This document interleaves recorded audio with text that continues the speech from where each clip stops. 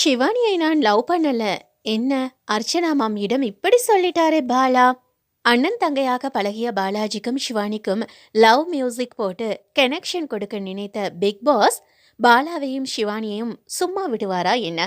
பாலாஜி முருகதாஸ் ஷிவானி நாராயணனை வைத்துதான் இந்த பிக் பாஸ் 4வது சீசனை ஓட்ட வேண்டுமென மனக்கணக்கு போட்டு ஏகப்பட்ட லவ் பிஜிஎம்களை இறக்கி வந்த பிக் பாஸ் எடிட்டரின் தலையில் நறுக்கென ஒரு குட்டி இப்போது விழுந்திருக்கிறது.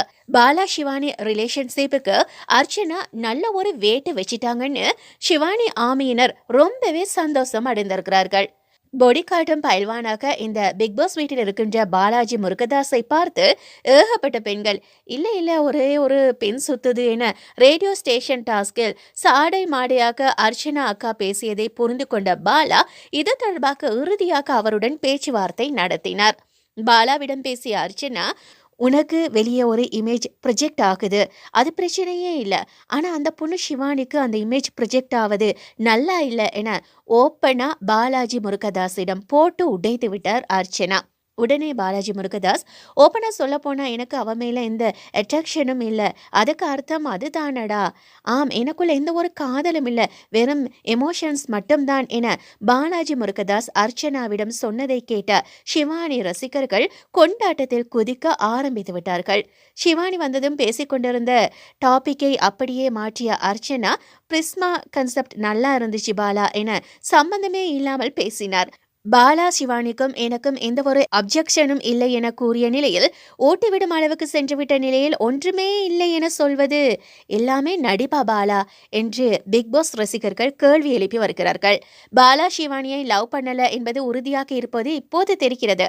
ஆனால் பாலாவை சுற்றி பூனை குட்டி போல வருகின்ற ஒரே ஒரு பெண்ணான ஷிவானிக்கு மனசுல என்ன இருக்கு என்பது இன்னும் தெளிவாக தெரியல. அர்ச்சனா கேட்பதற்காக பாலா சும்மா பொய்யாக சொன்னாரா? இதுவும் புரியவில்லை.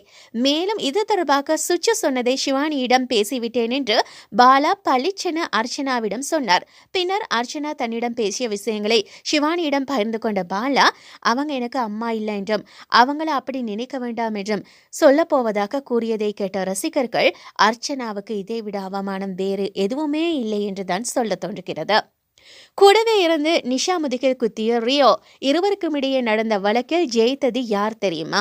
பிக் பாஸ் கோட் சீசனையும் ஜட்ஜ் சுசித்ராவையும் எந்த அளவுக்கு கழுவி ஊற்ற முடியுமோ அந்த அளவுக்கு சமூக வலைத்தளங்களில் பிக் பாஸ் ரசிகர்கள் மரண சம்பவம் செய்துவிட்டார்கள்.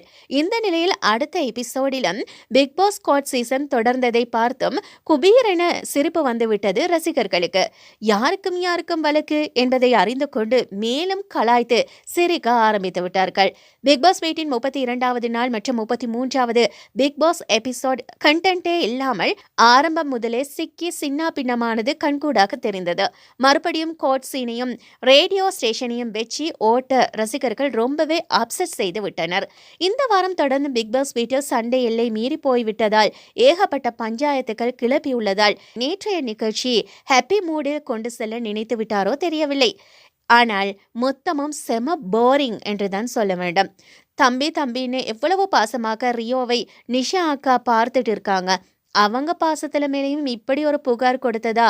என்னப்பா ரியோ என ரசிகர்கள் ரியோ பக்கம் திரும்பி விளாசி தள்ள ஆரம்பித்திருக்கிறார்கள். சுவாரஸ்யமே இல்லாத வாழ்க்கை ரொம்ப லாங்கா போக வேண்டாம் என பார்த்த ஜட்ஜம்மா நிஷாவுக்கு ஆதரவாக தீர்ப்பு சொல்லிவிட்டார். சுரேஷ் சக்கரவர்த்தி மீது கேபியும் அதே போன்ற பாசமான ஒரு வழக்கை தான் தொடர்ந்திருந்தார். ஆனால் நம்ம ஓவர் ரியாக்டின் தாத்தா அதனை பெரிய சண்டையாக்கி நல்லாவே பிக் பாஸ் நிகழ்ச்சிக்கு கண்டென்ட் கொடுத்தார். ஆனால் நம்ம ரியோ கட்டிப்பிடிப்பதிலேயே குறியாக இருப்பது போல நிஷாவை போய் கட்டிப்பிடித்து வழக்கில் வென்றதாக மனதார பாராட்டினார். இது ஒரு வழக்கு, இதுக்கு ஒரு விசாரணையா என ரசிகர்கள் நினைத்து சிரித்து கொண்டிருக்க, நிஷா அக்காவே தனக்கான வக்கீலாக சிறப்பாக வாதாட ரியோ உள்ளிட்ட அனைவரும் கைத்தட்டி அவருக்கு வெற்றியை கொடுத்து விட்டனர். அதன் பின்னரும் ரியோவுக்கு வக்கீலாக வாதாடிய ஆரி நிஷாவின் வக்கீலான ரம்யாவிடம் தேவையில்லாமல் மோதிய காட்சிகள் ஓவர் இரிட்டேட்டிங் என்றுதான் சொல்ல வேண்டும். நடிகர் ரியோராஜ் தனது பாசமான அக்கா நிஷா மீது வழக்கு தொடர்ந்து அவர்களை ஜெயிக்க வச்சு என்னையே ஏமாத்திட்டாங்க பிக் பாஸ் என கை தூக்க சொல்லி தீர்ப்பு சொல்லும் உலக மகா நீதிபதி சுசித்ரா புலம்பியதுதான் அந்த சீன்லயே சிரிப்பு வர வச்சது. மறுபடியும் சொல்றோம், ரசிகர்களை சோதிக்காதீங்க பிக் பாஸ், இப்படியெல்லாம் சோதிக்க கூடாது பிக் பாஸ்.